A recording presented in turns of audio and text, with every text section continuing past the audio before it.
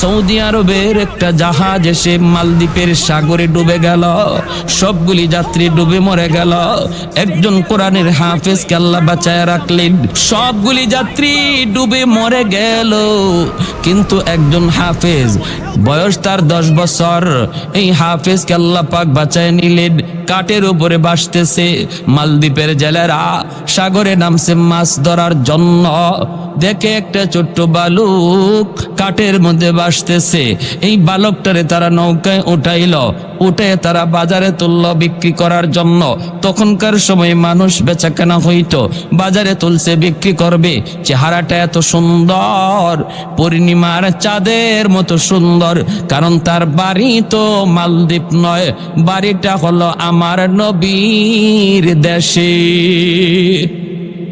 আমার নবী, আপনার নবী, রহমতের নবী, মায়ার নবীর দেশের বাচ্চা। চেহারার মধ্যে এত নূর, এত মায়া রে।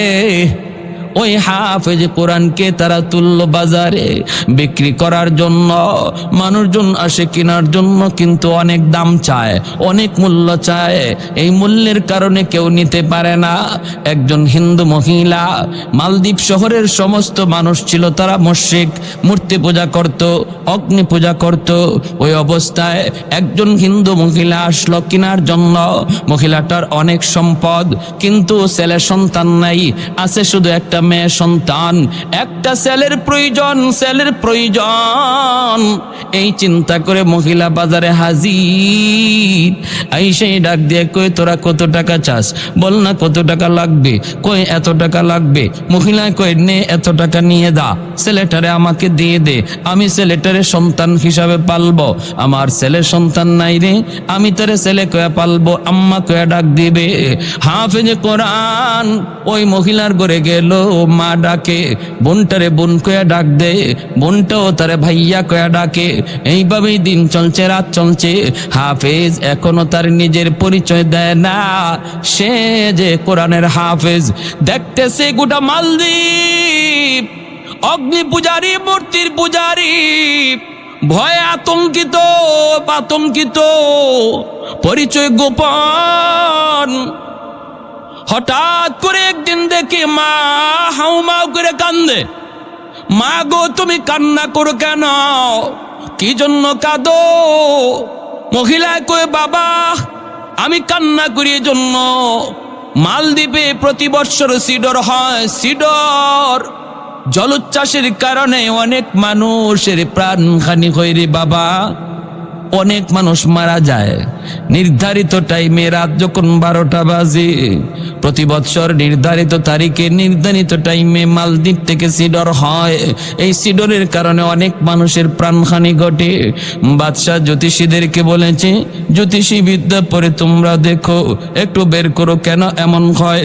একই তারিখে একই রাত, রাত 12টার পরে এমন কেন হয়? এমনি ভাবে জ্যোতিষীরা জ্যোতিষী বিদ্যা পড়ে, গণকেরা গণনা করে করে বের করে ফেলল। এটা একটা খবিস জিন্নাত। এই খবিস জিন্নাতে এমনটা করে, এটা জিনের একটা কারসাজি। যদি বাঁচাইতে হয় তাহলে মালদ্বীপের একটা সুন্দরী কুমারী মেয়েকে প্রতি বৎসর সাগরের পারের ওই যে রাম মন্দির, এই রাম মন্দিরে সন্ধ্যাবেলা রেখে দিতে হবে, সকালবেলা তার লাশ আনতে হবে। রাতের বেলা জিন্নাত ওই সুন্দরী মেয়েটাকে খেয়ে ফেলবে, খেয়ে ফেলবে। সকালবেলা তার লাশ পাওয়া যাবে। যদি প্রতি বছর একটা সুন্দরী কুমারী মেয়েকে তুমি এরম উৎসর্গ করতে পারো, তাহলে শহর বেঁচে যাবে, মালদ্বীপ বেঁচে যাবে। বাদশাহ এই সিদ্ধান্ত জারি করলো ক্ষুদ্র স্বার্থের, বৃহৎ স্বার্থের জন্য ক্ষুদ্র স্বার্থের জলাঞ্জলি তালিকা তৈরি করো। মালদ্বীপে কত সুন্দরী কুমারী আছে, তালিকা তৈরি করলো। এরে বাবা, তালিকা অনুযায়ী লটারি দেওয়া হয়। এই বছর লটারির মধ্যে আমার একমাত্র মেয়েটার নাম উঠে গেছে। সরকারি ফৌজ আমাকে জানায় দিচ্ছে, সন্ধ্যা হওয়া মাত্রই আমার মেয়েটাকে ধরে নিয়ে যাবে আর ওই মন্দিরে রেখে দিবে, সকালবেলা তার লাশ পাওয়া যাবে। এ বাবা বল বল বল, কেমন করে আমি মা সেটা সইব রে। যেই বাচ্চাটারে এত আদর করে মায়া করে বড় করলাম, চোখের সামনে মেয়েটা আজকে মৃত্যু কোলে ঢলে পড়বে, কেমন করে আমি মা সেটা সইব। এজন্য আমি কাঁদতেছি। হাফেজে কোরআন কয়, মা টেনশন করো না, আমার বোনের কোনো ক্ষতি হতে দিব না। আল্লাহু আকবার, জোরে কর না। ও মা, আমার বোনের কোনো ক্ষতি হতে দিব না, মামলা আমার কাছে ছেড়ে দাও, বিষয়টা আমি বুঝবো। মহিলা কই, বাবা তুমি কও কি, কেমনে, কিভাবে? হাফেজে কোরআন কই, মা আমার বোনটাকে নানার বাড়িতে পাঠায় দাও, আর আমার বোনের জামা কাপড় পরাইয়া আমাকে মেয়ে লোক বানাইয়া তুমি পালঙে বসায় রাখো। ওরা আমাকে মেয়ে লোক মনে করে নিয়ে যাক, আমার বোন মনে করে ওরা আমাকে নিয়ে যাক, আমাকে রাম মন্দিরে রেখে দিক, এরপরে কি হয় আমি বুঝবো, এরপরে আমি কি হয় আমি বুঝবো। মহিলা কয়, না বাবা রে, আমি তোমাকে হারাইতে পারি না রে বাবা, মেয়ে তো আমার বিয়ে দেওয়ার পর চলে যাবে, কিন্তু আমাকে বৃদ্ধ হলে কে পালবে, আমাকে কে খাওয়াবে, তোমাকে আমি হাতছাড়া করতে পারি না, তোমার ক্ষতি হোক এটা আমি চাই না। হাফেজে কোরআন কই, মা গো তুমি বুঝি টেনশন করতেছো আমার ক্ষতি হবে, আমাকে জিন্নাতরা খেয়ে ফেলবে। মা তুমি জানোই না আমার সিনার ভিতরে কি আছে, জিন্নাতের কাছে যেই শক্তি এর চেয়ে 1000 গুণ শক্তি আমার সিনার ভিতরে, যার নাম হলো 30 পারা কোরআন। আর একটু জোরে সুবহানাল্লাহ। হাফেজ সাহেব কি কয়, কয় মা গো টেনশন করো না, আমার সিনার ভিতরে 30 পারা কোরআন, এই কোরআনের শক্তি সিডরের শক্তির চেয়ে 1000 গুণ বেশি, ওই জিন্নাতের চেয়ে 1000 গুণ বেশি। মহিলা তো কোরআন কি জিনিস বুঝে না, কোরআনের মহত্ব বরত্ব সম্পর্কেও জানে না। মহিলায় কই, বাবা কোন কোরআনের কথা বলো? কয় মা গো তোমার এত কিছু বুঝতে হবে না, এতটুকু তুমি ইয়াকিন রাখো, তোমার সন্তানের বিন্দু পরিমাণ ক্ষতি হবে না। আল্লাহু আকবার। মহিলা তো টেনশনের ভিতরে পড়ে গেছে। সন্ধ্যাবেলায় সরকারি ফৌজ আসছে, সেই দরজায় নক করেছে, টক টক টক টক। মহিলা যেই মাত্র দরজা করলো, কইলা দেখে সরকারি ফৌজ। কি দেখে? দেখা মাত্রই কয়, রাম রাম রাম। রামে কোনো কাম হইব? জোরে কোন কাম হয় কার দ্বারা? আরো জোরে কার? যেই কইছে রাম রাম রাম, হাফেজ সাহেব কয়, রাখো তোমার কাম। এজন্য বলতেছিলাম রে যুবক, ওই মহিলা যখনই কয় রাম রাম রাম, হাফেজে কোরআন কয়, মা গো তুমি রাম বলল না, যে বাঁচানোর ইনি সব দেখতেছি। এমনি সরকারি ফৌজরা ঘরের ভিতরে ঢুকলো, ঢুইকে দেখে পালঙের মধ্যে একটা সুন্দর মেয়ে বসা। বলুন তো মেয়ে না ছেলে? সবার মনোযোগ আছে তো? আবার কিন্তু জায়গায় আসছি, মাঝখানে গেছিলাম গা অন্যদিকে, জায়গায় কিন্তু আসছি। ছেলে না মেয়ে? জোরে কর, পিছনের লোকেরা, ছেলে না মেয়ে? মেয়ে। মেয়ে লোকের পোশাক পরে বসা। বোন রে নানার বাড়ি পাঠায় দিছে, কই নানির হাতের পিঠা খাও গিয়া। আর এদিকে আমি সামলাই। বোনের কাপড় পইরা বইসা রইছে সরকারি ফৌজ। ভিতরে ঢুইকে দেখে পূর্ণিমার চাঁদের মতো চেহারা, এত সুন্দর, কারণ দাড়ি নাই, মোছ নাই, বয়স তো কম, মেয়ে লোকের মতোই লাগে। আইসা যখন ওরা কয়, হাইরে এত সুন্দর মেয়ে তো কোনোদিন দেখলাম না রে মালদ্বীপ, হাইরে আজকে এত সুন্দর মেয়েটারে আমরা জিন্নাতের খাবার বানায় দিব, এই বইলা বলতেছে চলো। যেই মাত্র ধরতে চায়, হাফেজ কয়, আমারে ধরা লাগবে না, আমি নিজেই যাব, আমারে টান দেওয়া লাগবে না, কারণ আমারও বোঝা দরকার আছে বিষয়টা কি, এখানে ঘটনাটা কি, এটা আমারও বোঝার দরকার আছে, আমারে টানাটানি হেসরা হেসরি করা লাগবে না।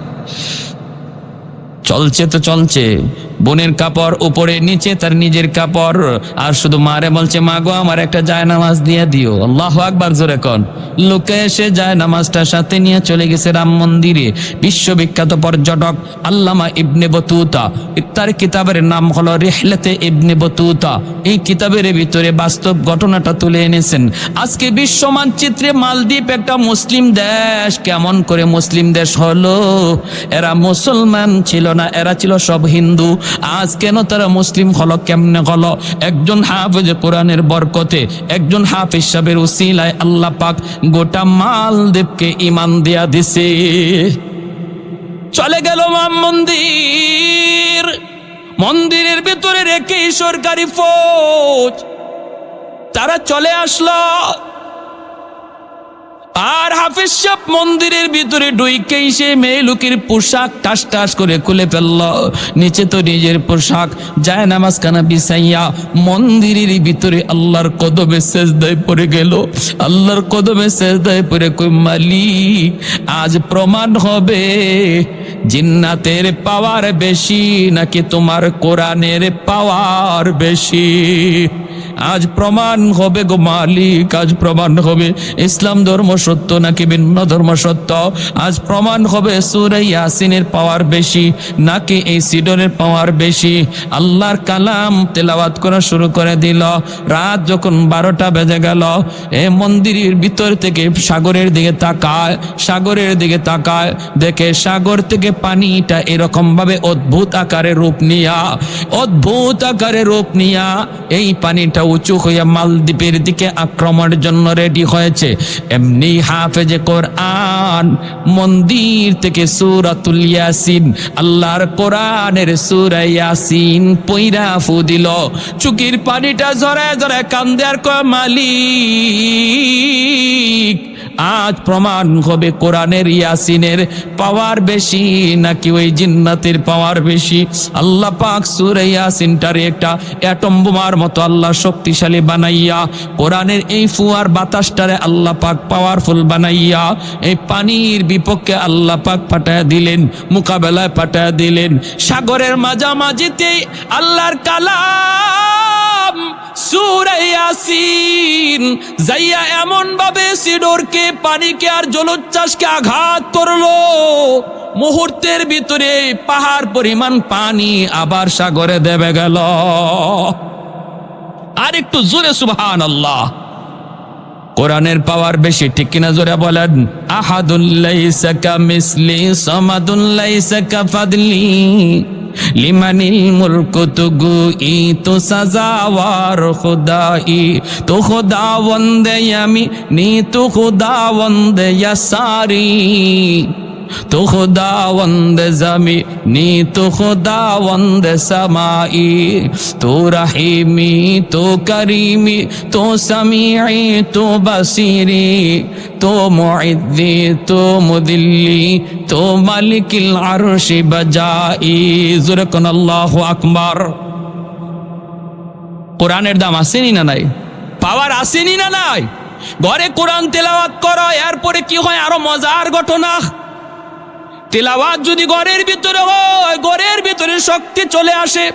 তুমি যদি হালাল হারাম মাইনা চলো আল্লাহর গোলাম, তুমি যদি মানুষের হক নষ্ট না করো রে যুবক, প্রতিবেশীর সাথে ভালো আচরণ করো, তার জমি তুমি দখল কইরো না, না না মানুষকে অন্যায়ভাবে কলিজায় আঘাত দিও না, না স্ত্রীর সাথে খারাপ আচরণ কইরো না, সে তো তোমার ঘরে মজলুম, সে তো তোমার ঘরে দুর্বল। তুমি স্ত্রীর সাথে খারাপ আচরণ কইরো না, তুই তুকার কইরো না, মারধর কইরো না। আল্লাহ বলে আশিরু হুন্না বিল মারুফ, তোমরা তোমাদের স্ত্রীদের সাথে ভালো আচরণ করো। আমি আল্লাহ তোমাদেরকে উপদেশ দিচ্ছি, কারণ এই মেয়েটা বাবার ঘরে ছিল, ভাইয়ের কাছে ছিল, মা বাবা ভাই বোন সব সাইরা স্বামীর হাত ধরে অচেনা অজানা জায়গার মধ্যে চলে এসেছে। এই এলাকার মানুষগুলি কেমন আল্লাহর বান্দি জানে না, এই ঘরের মানুষগুলি কেমন তাও জানে না, শ্বশুরের মেজাজ কেমন জানে না, শাশুড়ির মেজাজ কেমন জানে না, ননদের মেজাজ কেমন জানে না। সব কিছুকে মায়ার মানুষ, মহব্বতের মানুষগুলাকে পর কইরা অচেনা মানুষগুলিকে আপন বানাইয়া যেই মহিলাটা চিরদিনের জন্য স্বামীর হাত ধরে আসলো, এই ঘরে স্বামী ছাড়া তার আপন বলতে কেউ নাই। তুমি স্বামী যদি তার একটু মায়া না করো, আদর না করো, একটু বুক ভরা ভালোবাসা না দেউরে যুবক, আল্লাহর বান্দি এই ঘরে সারাটা জীবন কেমন করে কাটাবে? তোমার কোনো আচরণে যদি সে কষ্ট পায়, রান্নাঘরে গিয়া যদি এক ফোঁটা চোখের পানি ঝরায়, আল্লাহর আদালতের ফাইলে গিয়া চোখের পানিটা জমা হয়। হাসরের ময়দানে বহু স্বামী স্ত্রীর মামলায় আল্লাহর আদালতে আসামি হবে। যারা স্ত্রীর উপরে জুলুম করেছ যৌতুক চাইয়া, আর এমনি ভাবে তার বাপের বাড়িতে টাকা চাইয়া, প্রেসার ক্রিয়েট কইরা যারা জুলুম করেছ রে যুবক,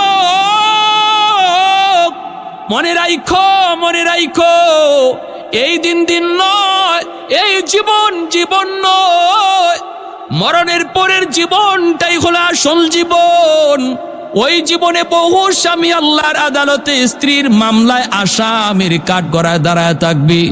এজন্য বলি, স্ত্রীদেরকে মায়া কইরো আমার নবী, মায়ার নবী আম্মাদান আয়েশা সিদ্দিকা রাদিয়াল্লাহু তাআলা আনহা কই, নবী আয়েশা আমাকে বলতেছেন, আয়েশা গ্লাসের যেই জায়গা দিয়ে তুমি পানি খাইছো, আমারে গ্লাসটা তুমি দাও, বাকি পানিটা আমি খাবো। নবী বাকি পানিটা খাইতে যাইয়া অন্যদিকে নবীর গ্লাস মুখটা লাগানোর জন্য আমি বললাম নবী গো, অন্যদিকে মুখটা লাগান। আমি ওই জায়গায় মুখ লাগায় পানি পান করছি। নবী কয়, আয়েশা আমি বাকি পানিটাও খাবো, আর যেখানে তোমার টুট লাগছে ওই জায়গায় টুট লাগাইয়া আমি পানি পান করব। তাহলে মহব্বত ভালোবাসা বিয়ার আগে নয়, বিয়ার পরে, ঠিক কিনা জোরে বলেন? বিয়ার আগেরটা হলো হারাম, আর বিয়ের পরের ভালোবাসা হলো সওয়াব আর সওয়াব, খালি নফল বন্দেগি, ঠিক কিনা? তুমি যদি এই সমস্ত বিষয়গুলি মান্য চলো, আর মানুষের হক ঠিকমতো আদায় করো, মানুষের হক যদি নষ্ট না করো, ঘরে যদি কোরআন তেলাওয়াত হয়, তোমার ঘরেও আল্লাহ পাক ওই রকম কুদরতি শক্তি দেয়া দেয়, কুদরতি শক্তি। ফজরের পরে ওই লোকগুলা আসছে এই লাশ নেওয়ার জন্য, সরকারি ফৌজ মন্দিরে আসছে লাশ নিব, আয়েশা দেখে লাশের কোনো বংশ নাই, এই মন্দিরে বৈশা এক হাফিজে কোরআন তেলাওয়াত করতেছে। সরকারি ফৌজরা কই, কি ব্যাপার, লাশ কই, লাশ কোথায়? হাফিজ সাহেব হাসে আর কয়, লাশ তোমরা কোথায় পাইছো? কেন, সকাল রাতের বেলা যে মেয়ে লোক আনলাম, মেয়ে লোক কোথায়? মেয়ে লোকের বংশ নাই। কত রাত্রে যে আনলাম? আমাকে তোমরা আনলাম মেয়ে, তুমি ছেলে, কি শুরু করছো? মাথা ঠিক আছে নি? হাফেজে কোরআন কয়, আমার মাথা পুরাপুরি ঠিক আছে, তোমাদের মাথা গেছে। আমার বোন রে নানার বাড়ি পাঠা দিয়েছি, বোন তো নানার বাড়ির পিঠা খায়, আমি তো বোনের কাপড় পরে এখানে বসাছিলাম, আমাকে মেয়ে লোক মনে করে তোমরা নিয়ে আইসো। এমনি সরকারি ফৌজারা কও কি তুমি যুবকের বালক, তুমি কও কি তাহলে তুমি যে মরলা না, সিডর হলো না, ঘটনা কি? হাফিজ সাহেব কয়, তোমরা কি মনে করছো সিডর আমাকে মেরে ফেলবে, খেয়ে ফেলবে? এ আহাম্মকের দল, তোমরা জানোই না আমার সিনার ভিতরে কত পাওয়ার। আল্লাহ আমার সিনার ভিতরে 30 পারা কোরআন রেখে দিয়েছে, যার পাওয়ার হলো সিডরের চেয়ে হাজার গুণ বেশি। আমি তো আল্লাহর কালামের 30 পারা কোরআন তেলাওয়াত করি না, মাত্র সূরা ইয়াসিন পড়া ফু দিলাম, এতেই সিডরের জায়গায় দেবে গেল, সামনে আসার সাহস পেল না, আমারও কোনো ক্ষতি হলো না। তোমরা কি শুরু করছো? জিন্নাতের সাথে তোমরা পারো না, সমস্ত ক্ষমতা লইয়া জিন্নাতের সাথে পারো না। আর মুসলমান কোরআন লাগে না, বরং কোরআনের একটা সূরা পড়া ফু দিলে জিন্নাতের অস্তিত্ব থাকে না, ঠিক না? হ্যাঁ, উলামায়ে কেরামরে জিন্নাতরা খুব ভয় পায়, এজন্য, কারণ এদের সিনায় কোরআন আছে, খুব ভয় পায় জিন্নাতরা। আমার এক ওস্তাদ ছিলেন সিলেটে, রমজান মাসে হুজুরের ছাত্রদেরকে পড়াইতেন। হুজুর অন্ধ ছিলেন, অন্ধ, চোখে দেখতেন না। আমরা সরফ নৌ পড়ার জন্য হুজুরের কাছে যাইতাম। আমি রমজান মাসে গেছি একবার ট্রেনিংয়ে, যাইতেই ক্লাসে যখন বসছি, হুজুর আসবেন এর আগে আরেক উস্তাদ আসছেন, এসে বলতেছেন, বাবা তোমরা তো এখানে বসছো ক্লাসে, কিন্তু মনে রাখবা হুজুরের ক্লাসে শুধু তোমরা না, আরেকটা জাতি আছে। এই জাতি তোমাদের মতোই মানুষের বেশ ধরে ক্লাসে বসছে হুজুরের ক্লাস শোনার জন্য। বেয়াদবি করবা না, যদি করো ক্ষতি হয়ে যাবে। এই কথা শোনার পরে আমরা ছোট মানুষ, আর কলিজার পানি আছে। গেলাম হুজুরের কাছে রাতে। ঘটনা কি শুনলাম যে হুজুরের এখানে রাত 12টার পর অত্র এলাকার যত জিন্নাত আছে, সমস্ত জিন্নাতদের ভিতরে যত মারামারি ঝগড়া ফাসাদ হয়, সব বিচার হুজুর নিজে করেন রাত 12টার পরে। জিন্নাতদের ভিতরে যত মারামারি ঝগড়া ফাসাদ, এর বিচার হুজুর করে রাত 12টার পরে। আমারে খুব মায়া করতেন হুজুরে, খুব মায়া করতেন। একদম ক্লাসের সামনে বসতাম, কিতাবের এবারত আমি পড়তাম, আর আমারে খুব মায়া করতেন। এশার নামাজ পড়ে তারাবি হইল, তারাবির পরে আমি একদিন গেলাম হুজুরের কাছে, প্রায়ই যাই, গিয়ে খেদমত করতেছি। অন্ধ যাই আগে হাতে ধরতেই বুঝে ফেলতেন না সিরাজ সঙ্গে, জি হুজুর। তো পা টিপাইতেছি। আমার আজকে উদ্দেশ্য হইল আরেকটা, আমার উদ্দেশ্য হইল আজকে রাতে 12টার পরেও আমি যামু না, আমার দেখতে হবে বিচার কেমনে হয়। এখন 12টা কাছে যেতেছে, 11টা হয়ে গেছে, 11:30 বাজে। হুজুর বলতেছে, নাসির কয়টা বাজে? আমি কই, হুজুর 11:30টার কাছাকাছি। বাবা চলে যাও। আমি তো লড়ি না, আমি বলতেছি, হুজুর আমার দেখতে মন চায়। হুজুর কয়, বাবা ভয় পাবা, চলে যাও, ভয় পাবা। হুজুর বলতেছি না, ভয় পাবা, যাও। এরা একদিন এমনি তোমার খাদেম হয়ে পিছনে ঘুরবে, এখন ভয় পাবা, চলে যাও।